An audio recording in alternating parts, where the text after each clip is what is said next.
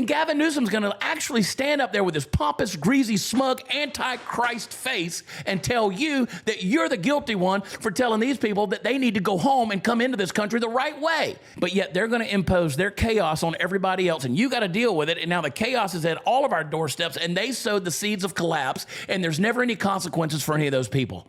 And now they're watching their cities rot from the inside. Why in the hell do you think they're building epic cities and trying to bring in Sharia law in places like Texas? Because they can. Because we've been lied to, and we've lied to ourselves and said, well, we can't talk about things like tribalism. We can't talk about provincial. We can't talk about being, separation. We can't talk about borders. We can't talk about enforcing our laws. We can't talk about enforcing one language. We can't do those things because all those things are racist. And I'm not racist. Look, I got a black friend. Shut the fuck up.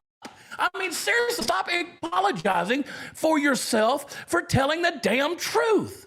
America is worth assimilating into. Not because we're perfect, but because we offer something better than what the other people out there are fleeing. We offer freedom, we offer law, we offer opportunity, we offer the right to rise based on character, not caste. Try that in India.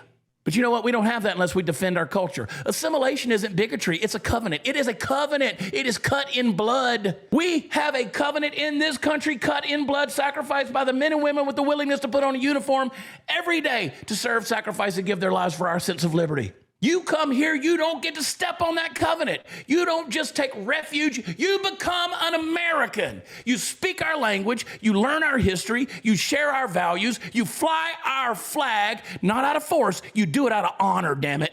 You do it out of honor. And you know what? If the nation is still ours, then we're going to fight for it. So here we are. The streets are filled with fire, but behind that smoke, folks, is a deeper question. Do you want to be a nation or just a collection of angry tribes? These progressives out here, they want to erase national identity and call it compassion. That's bullshit. But that compassion, folks, that compassion they believe in, it ends in fragmentation, and eventually it ends in civil collapse. You want to know where civil wars come from? Fragmentation. And you did it in the name of compassion. America cannot survive if it's ashamed of itself. It is time to stop apologizing for expecting loyalty. It's time to say it, and I mean say it strongly, with your chest stuck out. If you come to America, you come to be an American.